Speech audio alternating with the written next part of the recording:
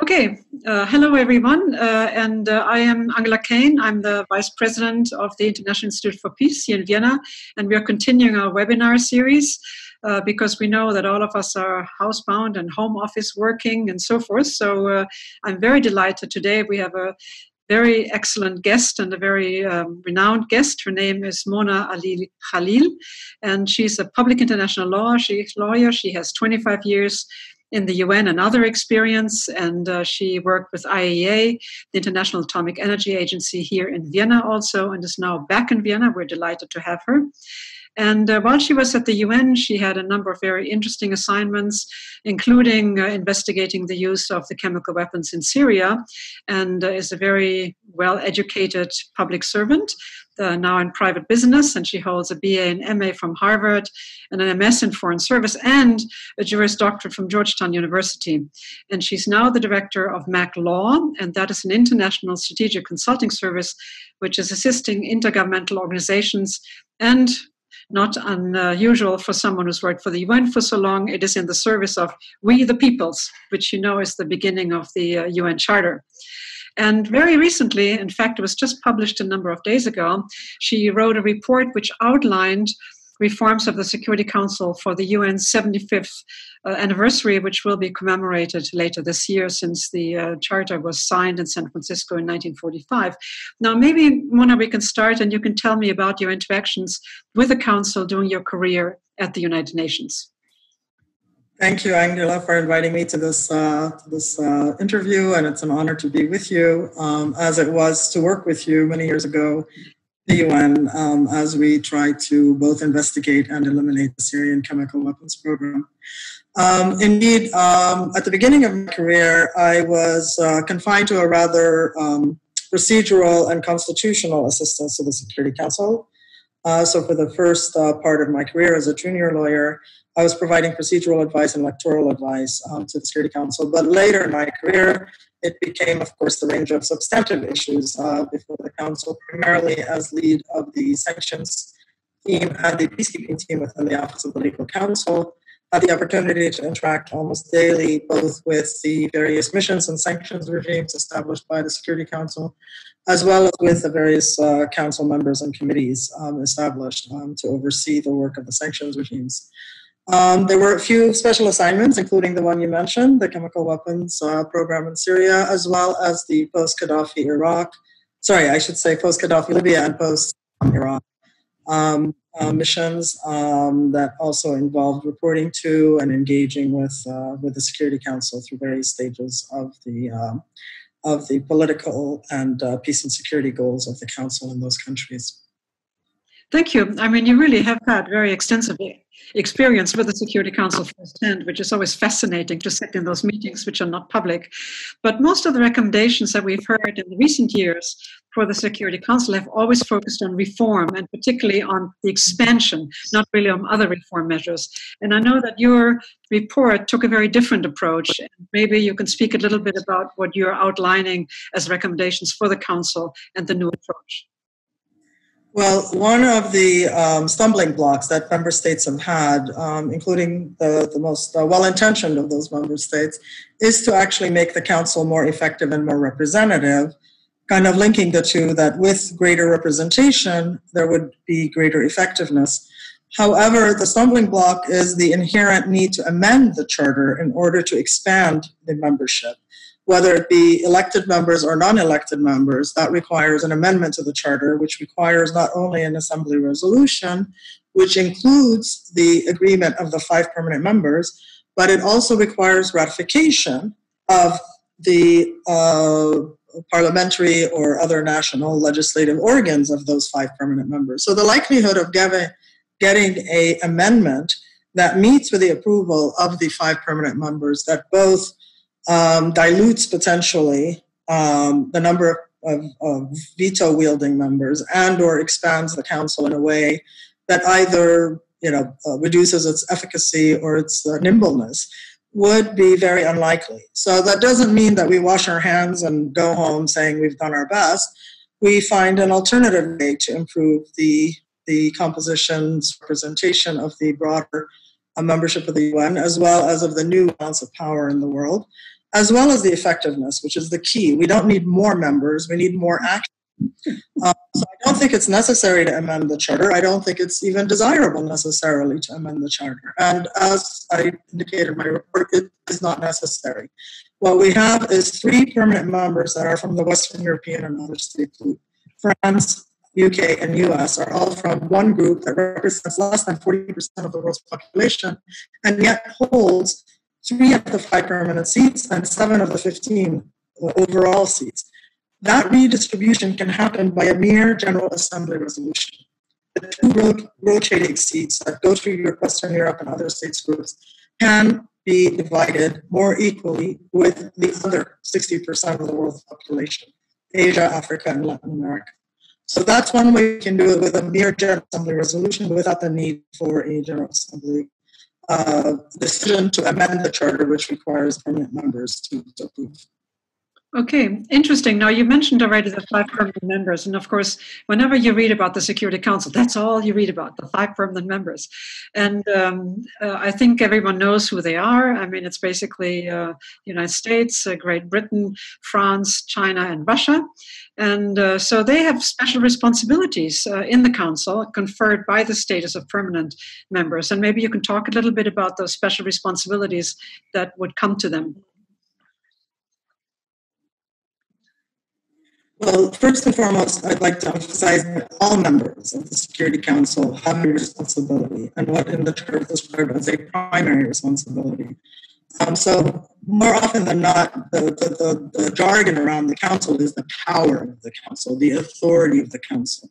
But in fact, it's a responsibility of the Council, an affirmative duty to take prompt and effective action. And that sense of responsibility needs to be resurrected. It's not a privilege, it's not a prerogative, it's not a discretion, it's an actual affirmative duty to respond to threats and to address threats when they emerge. The permanent members have an extra special responsibility because their membership is in fact permanent, and that their duty is a continuing one. It's not limited to the 2 years of their membership as the elected members, but it's a constant and continuous responsibility. This comes, as they say, with power comes responsibility, but also comes from the fact that they are in a much better position given the continuity and their institutional memory and their ability to harness the precedents, to harness the ability to learn from the lessons that accrue over time and in dealing with various conflicts. Those best practices, those lessons learned, the permanent members are uniquely positioned for those. This in no way absolves or undermines the inherent authority and responsibility of the 10 elected members, who are there at the behest of the entire membership and are there to fulfill a task and I would say a sacred trust that is given to them by the rest of the membership. So they too must take these responsibilities seriously, albeit for a limited period of time. Okay, that's very helpful to outline that particularly, but also to stress the responsibilities of the E10, so-called the elected 10, as you mentioned. Exactly. And what we have seen is, the last years have not really been very good ones in many aspects. I mean, we've witnessed genocide starting in the early 90s, really. We've witnessed war crimes. We've witnessed crimes against humanity. And then, what it comes immediately down to is what is the Security Council doing there? And where is the obligation really to ensure respect for the sanctity of civilian life? And that comes back also to the fact, something that was started really as a concept by Kofi Annan, and this was the responsibility to protect. And what does it really mean for member states? Where does the responsibility get assigned to? Exactly. Well, the responsibility to protect, I think, pre-existed the concept of R2P in the sense that in common articles of the Geneva Convention, there is a duty to ensure that certain violations do not continue. So there is an underlying customary international law obligation to step in certain cases of violation or systematic violations, ensure that those particularly grievous, egregious crimes are stopped.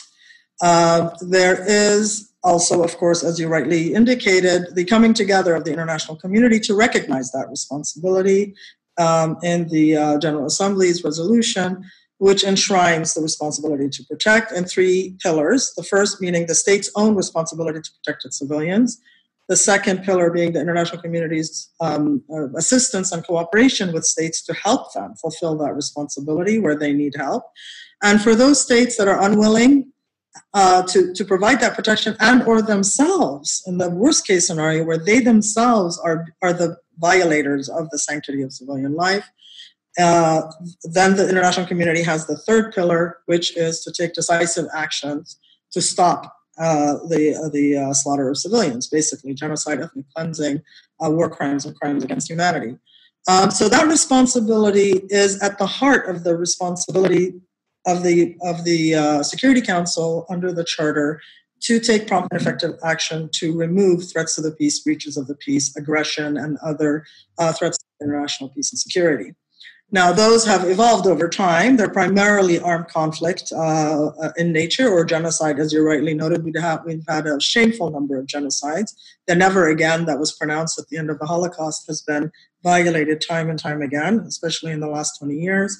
We've had Bosnia, we've had Rwanda, but we've also had Darfur, and we've had the Yazidis, and we've had currently India and Myanmar. So it's a failed, not just a failed promise to the people of the world, but it's a failed duty to the people of the world.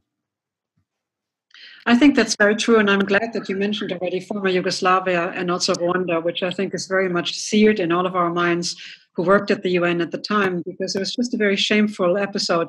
And I also, at that point, spent quite a lot of time in the Security Council because the function I had included attending the meetings.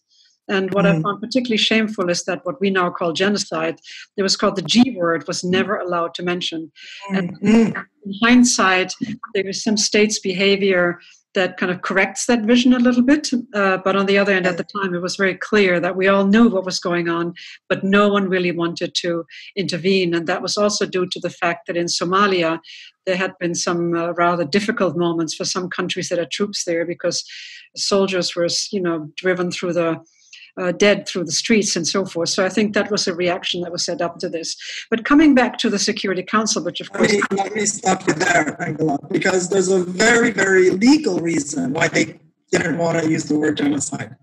Precisely because of those underlying customary international law obligations. Because when genocide has been confirmed, those binding obligations on all members kick in. So by avoiding using the term, they avoided triggering their own obligations, those pre-R2P obligations. And it was for that reason that they were hesitant. Now that, I think, if I may add to what I said earlier, it's not just a failure to respond that has broken the credibility of the Security Council. It's the fact that its 2 most powerful members, and very clearly one can argue 3 most powerful members, have themselves become chief violators. Mm-hmm. US and the UK invaded Iraq, when the Russians invade Ukraine, when China is one of the chief human rights violators. It's very hard for them to stand up as a beacon to the rest of the world and say, you have to respect the Charter, when they themselves are committing massive violations of the Charter. So as Kofi Annan, whom you brought up earlier, said, in order to invoke the law, you must yourself abide by it. And to the extent that these 3 permanent members have repeatedly, and with the UK and Iraq, technically 4 members, have committed grievous violations in the last 20 years. So the credibility is very much driven not only by their failure to respond, but by their own acts. So it's acts of commission as well as acts of omission.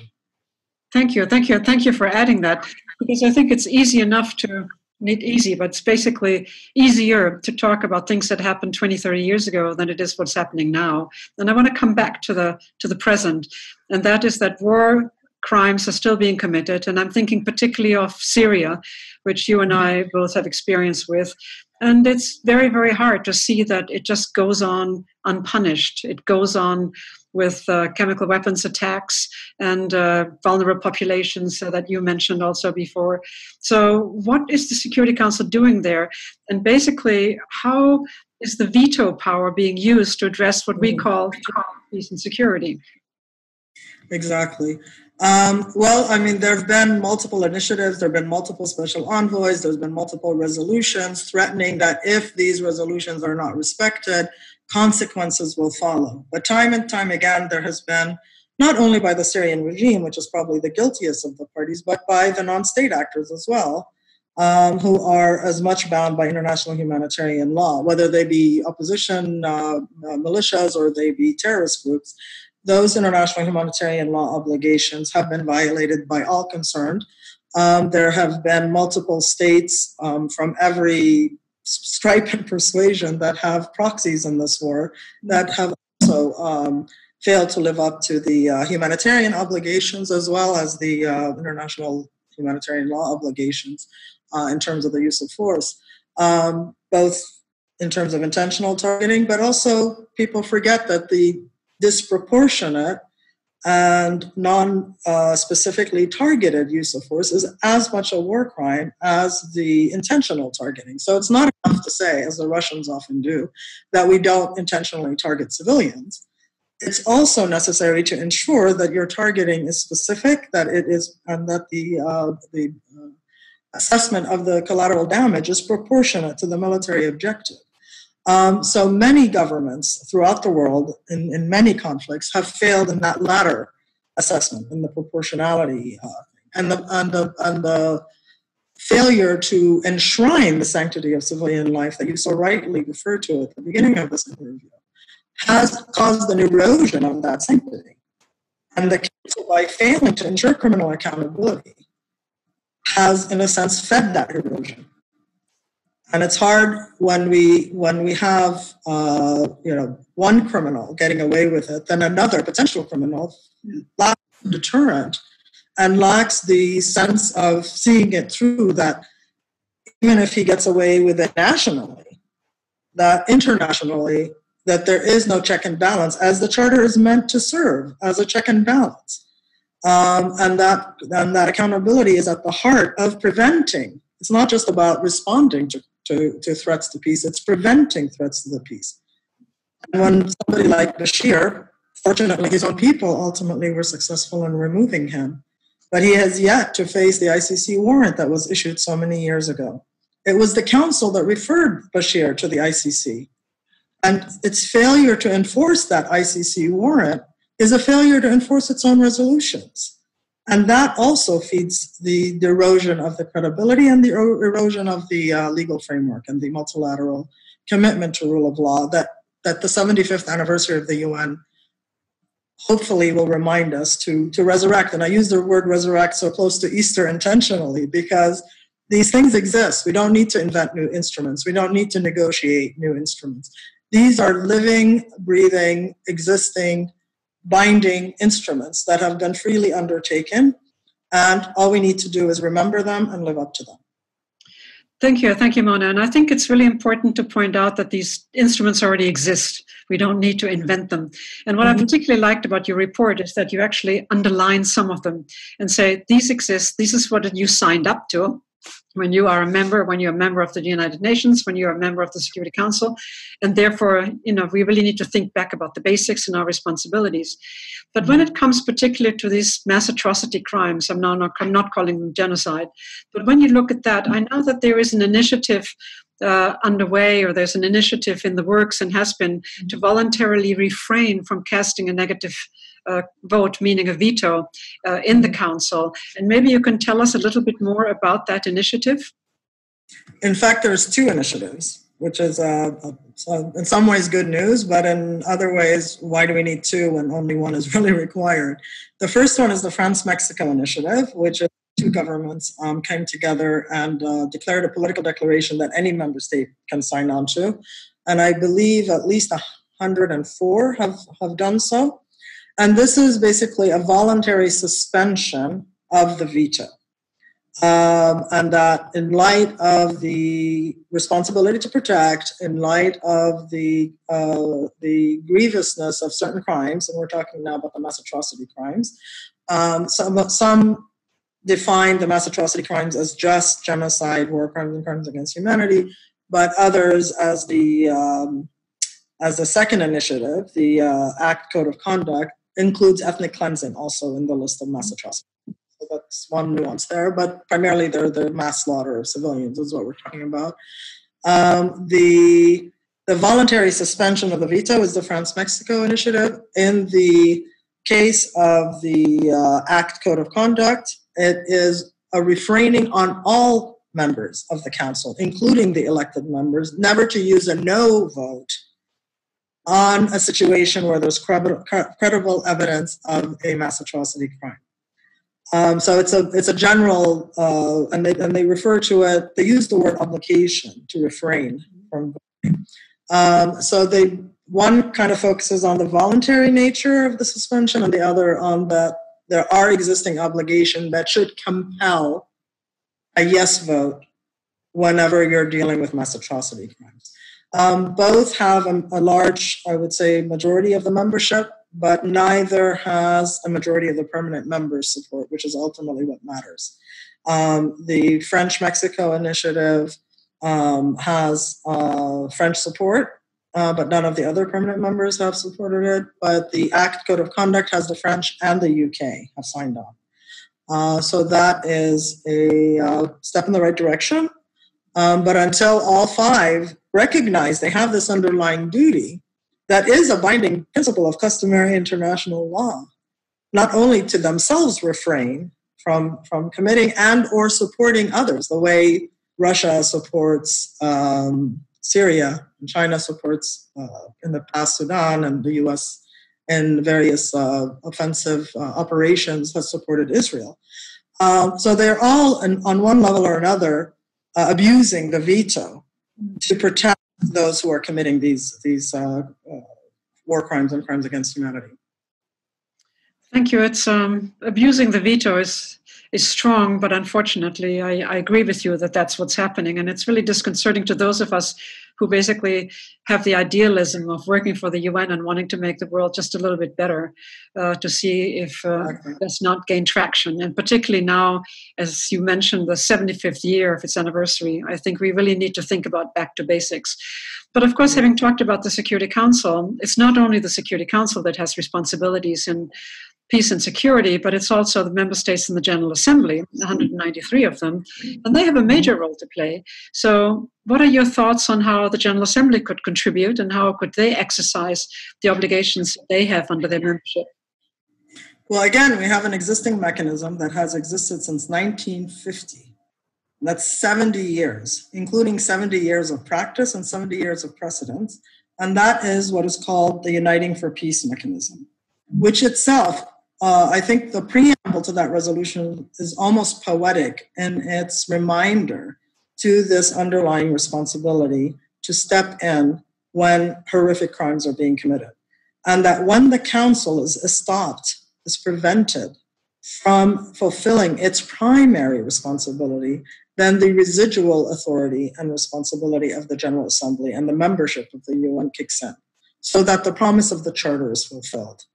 So this Uniting for Peace mechanism was first invoked and adopted by the General Assembly in Resolution 377, I believe, in the fifth session of the UN in response to the Korea crisis. And when action was prevented in the Security Council, the other permanent members came to the GA and designed this mechanism in order to live up to the promise of the Charter that these threats to the peace will not go unanswered. And the history following that, and some can say, every member has taken a pro or con position on this Uniting for Peace resolution based on where they stand on a particular conflict. And the very members that may have invoked it in one instance, rejected in another, that's the nature of the beast. It's a political organization, and member states ultimately will determine their positions based on their political interests. But the broader interest, the communal interest, the collective interest, and the collective responsibility is manifested by this Uniting for Peace and has been manifested on 10 occasions in the history, 10 emergency special sessions, the last of which was first initiated in 1997. Think of everything that has happened since 1997 where there hasn't been a new emergency special session. The 10th has been resumed on several occasions because of a special triggering clause in the first resolution that allows it to resume whenever there's a triggering act. But there have been no new emergency special sessions, none for the Rohingya, none for Syria, none for multiple horrific events, the Darfuri genocide, for instance, and the Yazidi one. There is plenty of absence of action that could have, and in my view, should have triggered the Uniting for Peace since 1997. So it's time to resurrect that as well. It's an existing resolution with very clear criteria as to how it's convened and how it and what its powers are. And what many fail to realize is the robustness of the measures that are available based on those 10 emergency special sessions, including the specific possibility of use of force that is in the resolution itself. Now, that's probably the most controversial part. So whether or not that the actual words can be invoked, they're there to be invoked, and it's up to member states to do so. But falling short of the use of force, clearly you can impose sanctions, you can call for negotiations and ceasefires, you can create investigative bodies. In fact, the very first peacekeeping mission was established by the emergency special session, by this very mechanism. We have peacekeeping because of this. UNEF 1 was established by General Assembly resolution, acting under the emergency special session mechanism. So it's a highly robust mechanism that will allow the General Assembly to fill the gap when the Council is prevented from fulfilling its responsibility, where there's no unanimity among its members. The other point to make is that a veto isn't always bad. If we recall, in the case of the US and UK resolution to authorize the war in Iraq in 2003, there it was, in a sense, the veto of the elected members. And people rarely realize the word veto never appears in the Council. It's just the concurring votes of the 5. But you need the 9 affirmative votes of the Council, which gives the elected 10 their own veto. That when you cannot get 9 affirmative votes, in a way that is also a veto.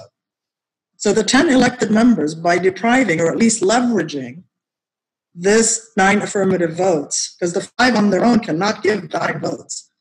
So the 10 elected members are key in enabling a certain leverage, a certain bargaining position that they then have to invoke. Last but not least, the fact that the General Assembly might seem willing to unite for peace, and I would add justice to that, could be an incentive for the permanent members not to use the veto so that they keep the matter in the Council, where they have control of the proceedings. And they could, in theory, water down a resolution or so on and so forth. But to avoid having the matter go to the GA where they lose control, they would want to keep it in the Council. So an effective invocation of uniting for peace, even if never exercised, could become a more credible deterrent for inaction in the Council. So it has a double kind of blessing inherent. You make a very strong case for the uniting for peace. It's too bad that you and I are not delegates in the General Assembly and could push for that. But many of them don't even know that it's there, or that it's been that has a robust history of solving multiple conflicts. It's not just words on paper. And while it may not have the authority and binding nature of the Security Council decisions, it does provide a legislative basis for members to act. For instance, when the coalition acted in Kosovo, many said that it was technically illegal because it was neither self-defense nor authorized by the Security Council, but accepted it as legitimate. It could have been both legal and legitimate had the members of the coalition gone to the General Assembly and obtained the backing of a Uniting for Peace resolution. Then it would have been legal and legitimate. It really is a very good mechanism that unfortunately is very rarely used. And as you said, the last special session was in 23 years ago. So that's really very, very long time ago. But the last question I wanted to ask you about the third really important actor in this. We talked about the Council, we talked about the General Assembly, but then the question comes, what about the Secretary General? Where is his possibility? Where is his remit in all of this? Again, the Secretary General is in many ways, of course, the implementer, for lack of a better word, as is the rest of the Secretariat, of the mandates entrusted to the Secretariat by the various principal and subsidiary organs.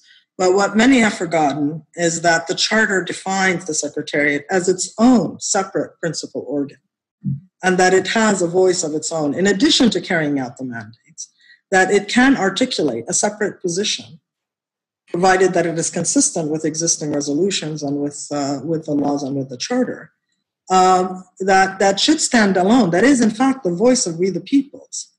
And when the Secretariat shies away from those moments when that voice needs to be heard, and it is unfortunately in the worst times that that voice is most needed, and obviously when the pressure is greatest to silence that voice, it is when the Secretariat has to step up and give voice to those aspirations and those expectations, and remind the Council, and if necessary, the General Assembly, and if necessary, the member states, of their duties. And the Charter does that also. So not only does it create a principal organ that has it standing on its own as the sixth pillar, but it also, in Article 99, gives the self-determining authority to the Secretary General to remind the Security Council of its obligations under the Charter.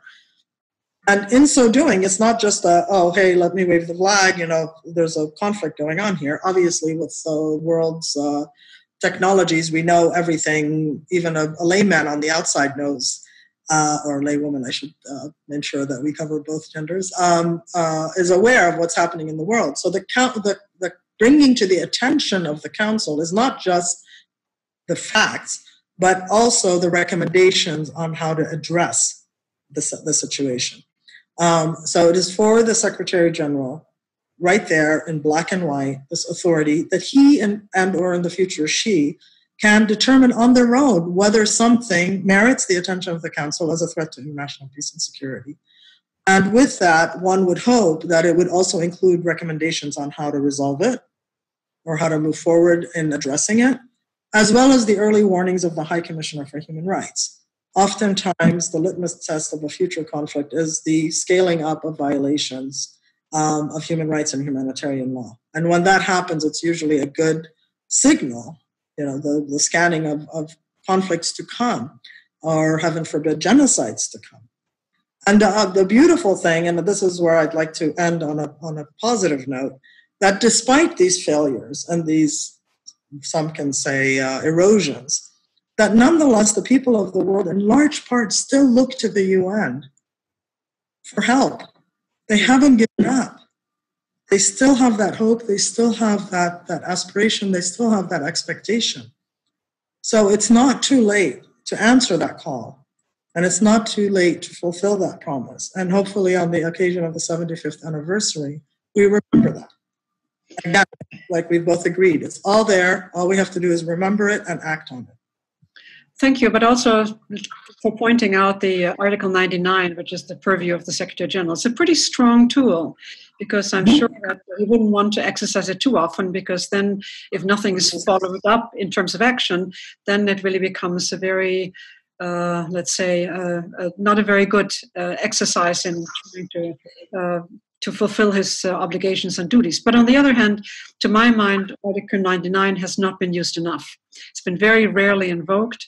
And as Kofi Annan once said, and let me just conclude that for my part also, is he said, well, Secretary General, the abbreviation is SG, but it stands for scapegoat and not for Secretary General. So I think that for some of the very good successes and many good successes that the UN has had, it's also always gotten its share of blame when things go wrong, for having been responsible for something that very often is in the purview of the member states and not the Secretary General or the Secretariat. But thank you for outlining your thoughts, and also let me say that the report is really a very good one. I think what we will do is we will include a little note at the bottom to highlight to it in this video. I've really enjoyed interacting with you, Mona, again, and hearing your views on the Council and the General Assembly and the Secretary General. So thank you very much. And as I said, I spoke to Mona Ali Khalil from the MAKLaw.org. Okay, thank you very much, Mona. Thank you. Thank you. My pleasure, my privilege.